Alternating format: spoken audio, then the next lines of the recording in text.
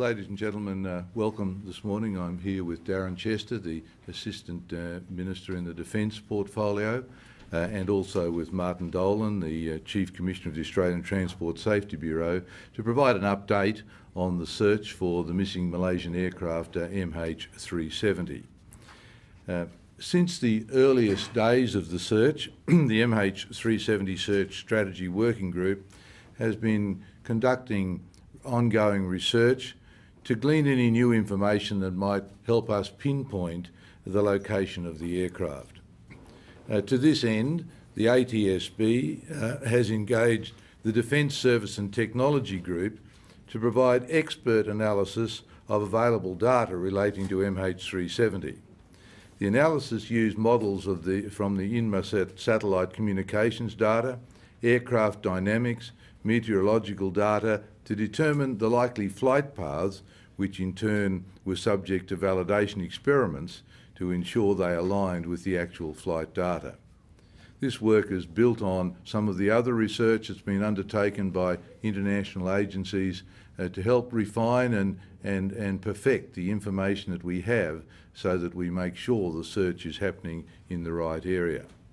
Now, the analysis has informed a new ATSB report, MH370, definition of underwater search area and an update of that area, and copies of this document are available to you. And I think for those who would like to see the original work, there's copies of that available as well.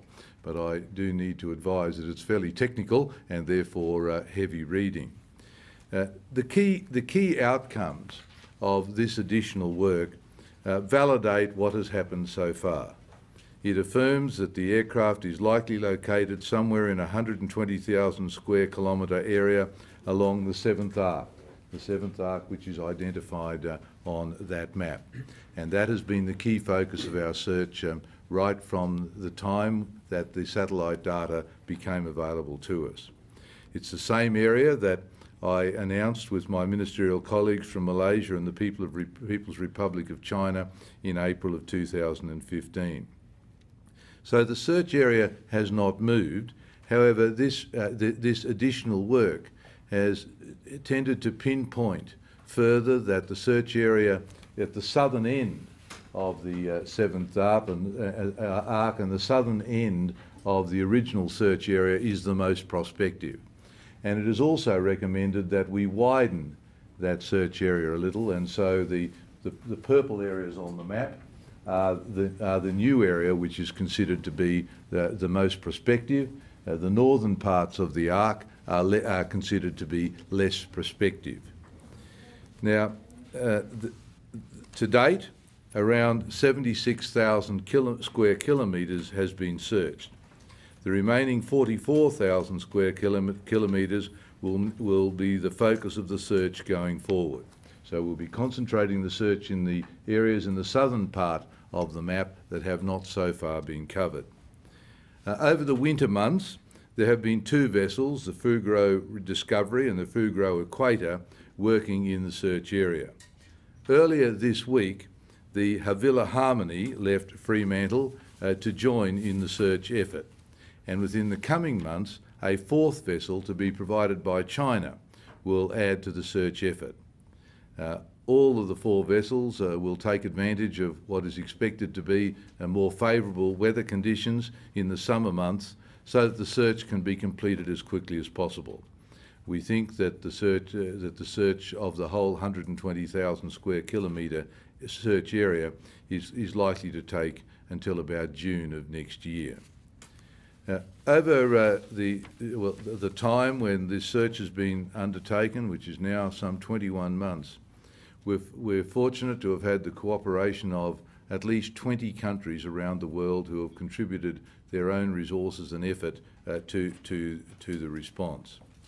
Particularly our work with Malaysia and the People's Republic of China has been collaborative and helped us to ensure that the search is as effective as possible.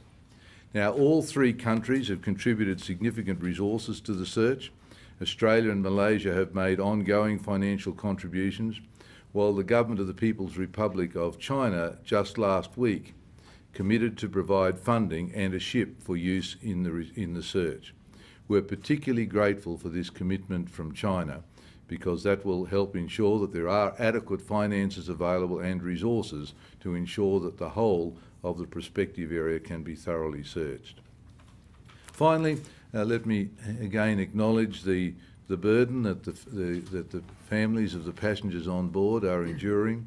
After 21 months, still no absolute assurance about the fate of their loved ones, and our efforts very much are devoted towards locating the aircraft so that the families themselves can have some closure and understanding about what happened in the last hours of that flight.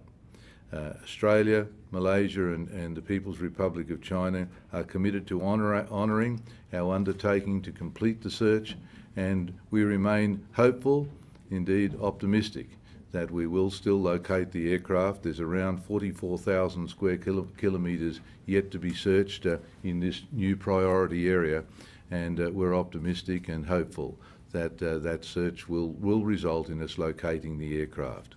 The new research that's being released today further emphasises that we are searching in the right direction, uses different methodology and has come to the same conclusions, and that gives us real encouragement that every effort has been made to make sure that the search is well focused and well targeted, and hopefully therefore will achieve someday a satisfactory result.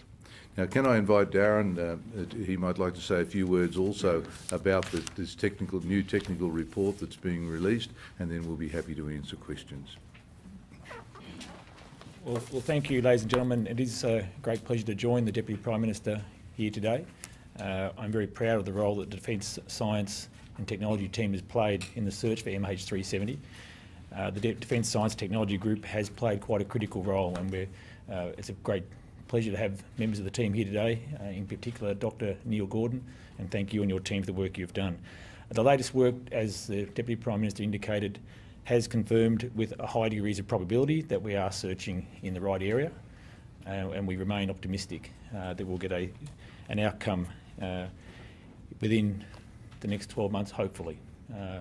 The search area, as the Deputy Prime Minister referred to, has been more than half searched, if you like, and we're confident by June 2016 the rest of the main target area will be searched. Fundamentally, Australia and our partner nations have never forgotten that this is about providing some comfort for the families and friends of the passengers and the crew aboard MH370, and I do want to again sincerely thank the team for the work they've done in working diligently to provide some of that comfort in the future. Thank you. Now, are there any questions people would like to ask? Yes. With this new funding from China, the $20 million Australian, how will this, the search plan be adjusted, or will it be adjusted with the new funding? Well, the Chinese contribution comes in the form of an additional ship, which will be equipped with the best of the search data, but also a financial contribution which will make up the shortfall that was in the budget to complete the search until that announcement was made. The total cost is estimated at around $180 million, and so this funding from the Chinese is critical to enabling the search to be completed. You'll probably be aware, well, you'll all be aware of the fact that the original funding estimate was a little lower than that, but we were working in the terms of Australian dollars, and yet the bills are being paid obviously in US dollars, and so the decline in the value of the Australian currency since the loss of MH370 has meant that budget is needed to be boosted, and so we're particularly grateful that the Chinese have put not only resources into this search, but also made a financial contribution. Just to double check on that, so that $180 million, that's the cost of the search from the start to where the entire search. What's the Malaysian contribution to that search, that $180 million? Well, Australia has contributed $60 million towards that cost, and the Malaysians have undertaken to pay the balance. So we're talking US or Australian dollars? We're still talking Australian dollars. Okay. So, and the Chinese have put in 14.5 million, is that right? Or is that Well, no, it's a ship plus, I understand, 20 million, isn't it? Yeah, it's 20 million, yes, Australian dollars, yeah. And then the rest of that is split half between Australia and Malaysia? No, well, Australia's contributed $60 million, and then Malaysia has undertaken to meet the balance. And of course, that is not the total cost of the international effort that's been put into the search and recovery, going right back to the commitment of aircraft and search personnel 21 months ago. But this is what's been involved in this particular in the actual search. So that's $20 million plus the boat. Yes, yes.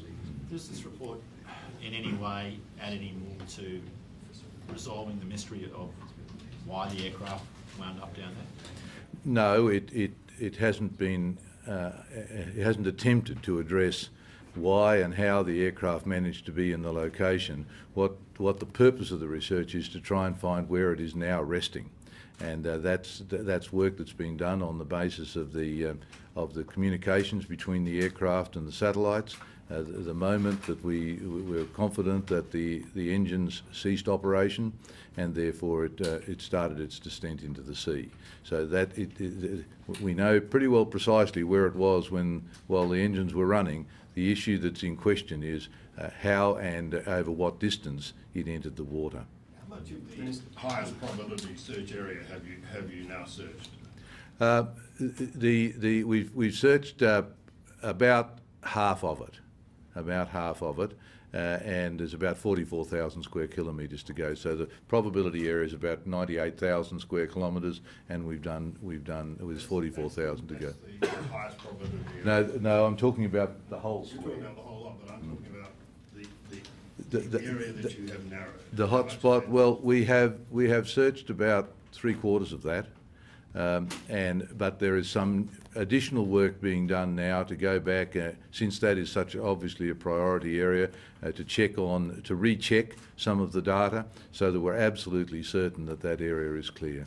Presumably, once the work's been done to confirm that that's the case, and once the final quarter of that most probable area has been searched, will the search resume after June, or is it likely to conclude around then? We are committed to this search, that the whole area within the purple box. We've made no commitments beyond that, but at the last meeting of ministers, the understanding was that the probability of us finding the aircraft outside of that square was low, and therefore that further search effort, in the absence of new information, was not likely to be cost effective. So there is a possibility then that it is in an area which you previously searched.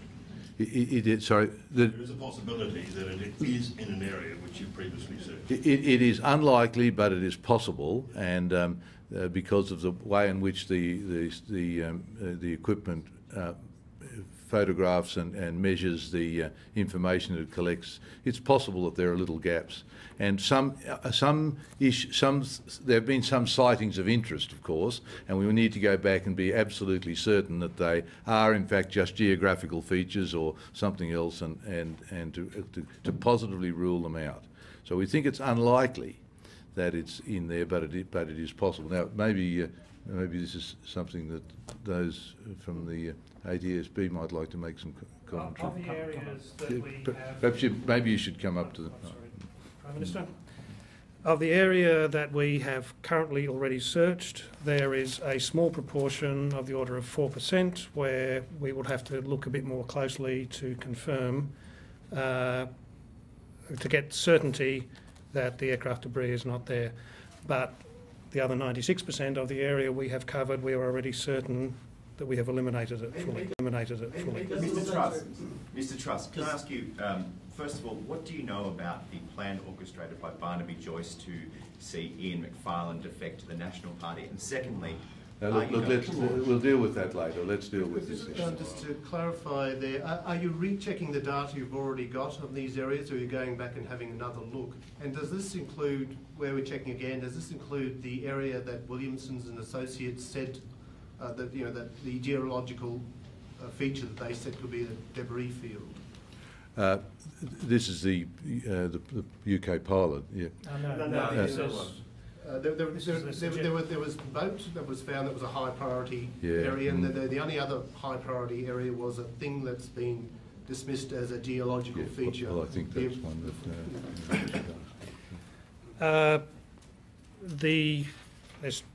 If I understood your question correctly, there's two parts to it. The first is the areas where we are not fully confident, the 4% I was talking about, is what we will use the autonomous underwater vehicle on Villa Harmony to examine. And the question of outside commentators pointing to low resolution visual imagery and saying we should be looking there, we already had fully eliminated that area by making several passes over it with high definition sonar. So no, we're not going to go back there. And sorry, just to clarify, so the area that Williams and Associates referred to, that's not one of the areas you're going back to, just to clarify that? No. No, and the area where Mr. Truss mentioned where the British pilot had his idea, is that now an area you're going back to have a look at? I'm not going back to take a look at it.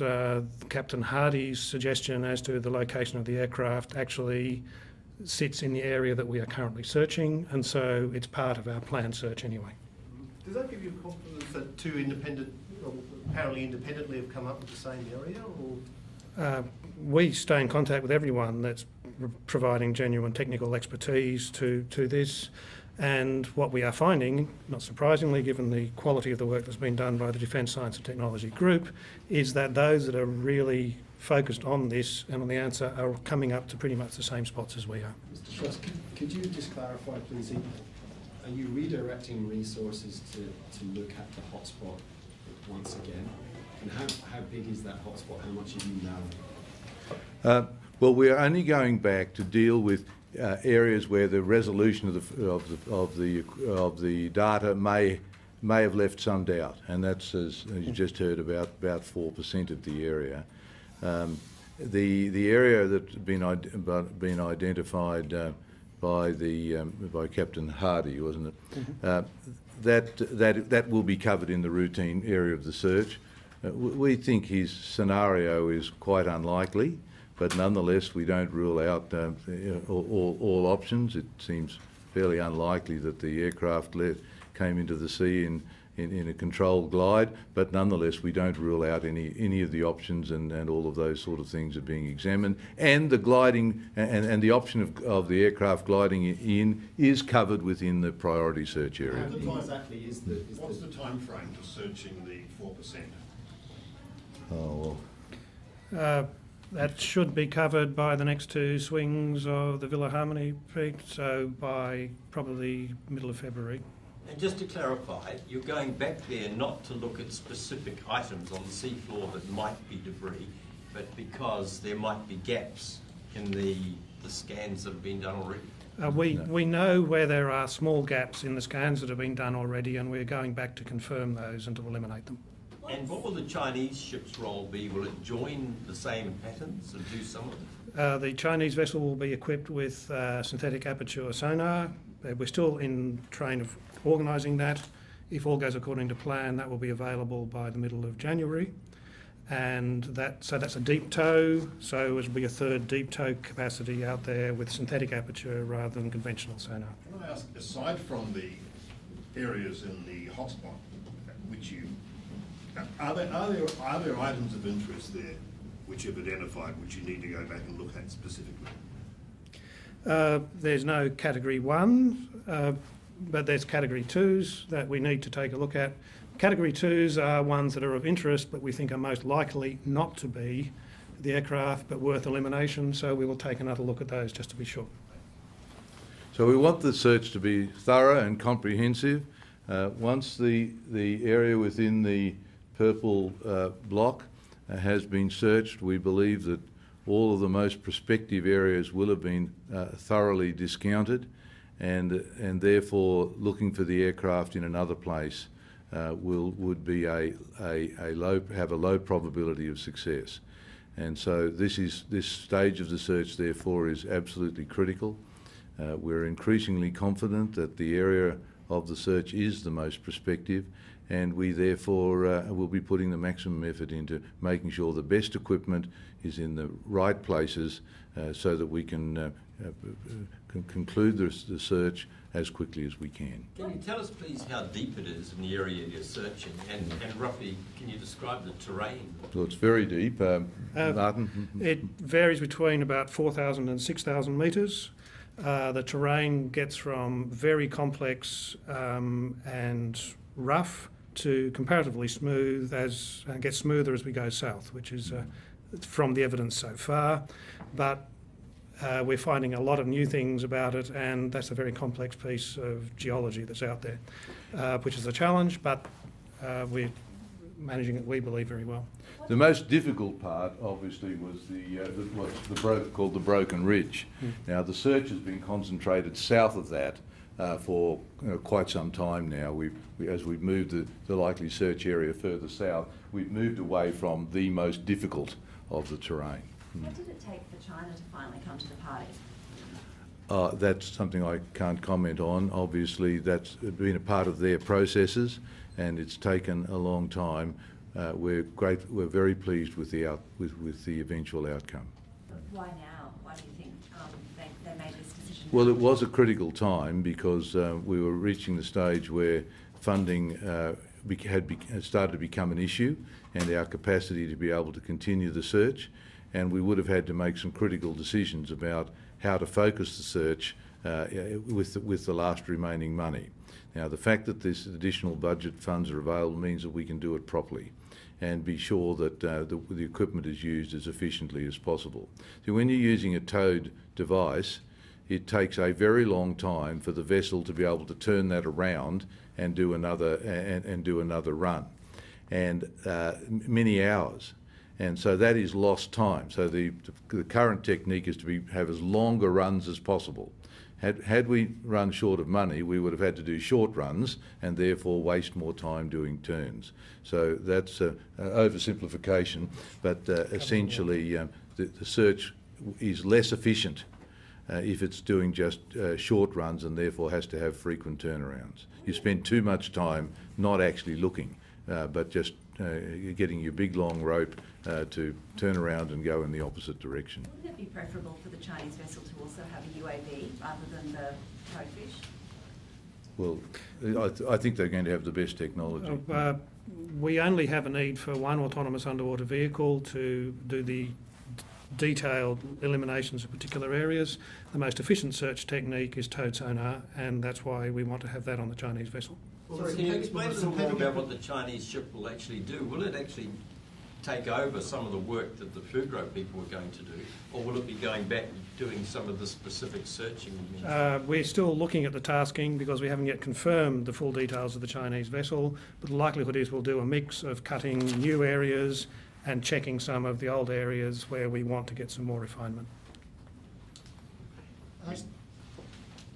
How will the sonar, the synthetic aperture sonar, how will it be utilised differently to the side scan sonar? Will it be just doing a similar job? Synthetic aperture uses essentially the same thing. It bounces a sound signal down to the sea floor, receives it back, and it's analysed. Synthetic aperture just gives you a higher resolution and therefore a better quality sonar picture, if you like. But it's essentially the same thing. There's just some clever gadgetry on synthetic aperture that gives you a higher resolution image. But you thought it was important to get this type of equipment as well, didn't you?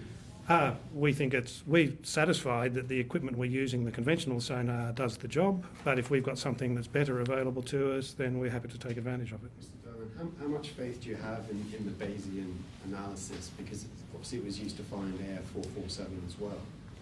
I'm very confident in the Bayesian analysis, and we're very grateful for the amount of effort that the Defence Science and Technology Group has done, supported by our Search Strategy Working Group.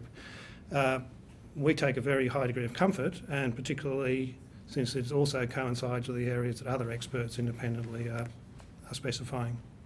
Very good piece of work. Has this analysis been undertaken like since the start, or did it just start in July when the flaperon was found? No, we've been working with DSTG on this since we took responsibility for the surface search, and it's been progressive refinement over that period of time. The basic methodology has been in place, but there's always been the capacity to make it more refined. The other thing we've been able to do, previously we had two different methodologies for assessing likely flight paths of the aircraft. Based on the Bayesian analysis, we can now say that the more northerly of those can be eliminated. The focus has clearly shifted here. How much of that new search area covers the initial 60,000 square kilometres? There was the original focus on the 60,000, that was doubled to the 120,000. How much of an overlap is there on that? The original 60 was comparatively narrow near the arc and extended for a long way along the arc. What we've now done is concentrate south and go wider from the arc. So it's a different focus based essentially on a reanalysis of the end-of-flight assumptions. I guess the focus has moved south as all of the research that was being done, the various analyses all came to the same conclusion that the southern end was the most prospective. That's been firmed up even further, and therefore we're able to go wider because of the prospect that the area, once you sort of establish more closely what the maximum distance that the aircraft could have travelled following the last beep, you're then able to move a little wider and make sure that all the options of how it could have sprayed are covered. Sorry, I'm just a little confused there. Are you moving the search south now, or are you moving the search wider now? Just wider now. This was the southern boundary and still is. And if nothing has turned up by the time that search area has been searched, is that the end of the search? Well, as I said in answer to a question earlier, when the ministers met in, I think it was April this year, a decision was made that we would commit to this search area, and that following the thorough completion of that search, that eliminated, we felt 98% or 99% of the likelihood of the aircraft being located, and therefore a search wider and further would be less likely to be cost justified. So that's a yes, that would be the end of the search, you think? The position was taken was that that would be the target search area, and in the absence of further any new information, that would complete the search. Has the analysis thrown any further light on? Well, you're assuming that the aircraft continued on autopilot till the fuel ran out, right? Flying at 35,000 feet. Well, we don't just have to assume that. We guess we know it because of the But has the fresh analysis thrown up any new theories on what caused this aircraft? Well, no, the analysis wasn't working in that area. It was just trying to pinpoint the location of the aircraft, so it didn't attempt to deal with what might have been happening on board at the time. Can we ask the ATSB if there are any further theories that you're aware of about why the aircraft wound up there in the first place? We are leaving that to the Malaysian investigation. The Malaysians are responsible for the investigation under international law. We're cooperating with that investigation both to support their analysis, but more particularly to find the missing aircraft. And it's not a matter that we've got any additional information on. One other question. What condition are the black boxes likely to be in, given this time and the amount of time they've had under this depth of water? The experience with Air France 447, where the flight data recorders were recovered after 2 years, showed that they were in good shape and they were downloaded in a very quick period of time. We've got the same capability available to us as the French had. And the history is that even in deep water, modern recorders hold their information well and can be downloaded quite effectively. Did you actually learn anything in particular from the flaperon, the sort of shellfish that were on it? Did that give any indication where it might have been lying or whether it was floating around? The flaperon is still being analysed by the French judicial authorities, and we are being kept informed of developments there. What the flaperon tells us essentially is based on our assumptions about the barnacles and drift modelling and so on, that it most likely came from the area we're searching. Its arrival at Réunion is quite consistent with our search area. The international group, IAG, have put forward a theory that it separated, that flaperon separated before the aircraft hit the water. Is that your theory? The analysis of the failure mode of the flaperon has not been completed, so I don't think anyone's in a position to make those sorts of statements yet. Mr. Truss, if I may.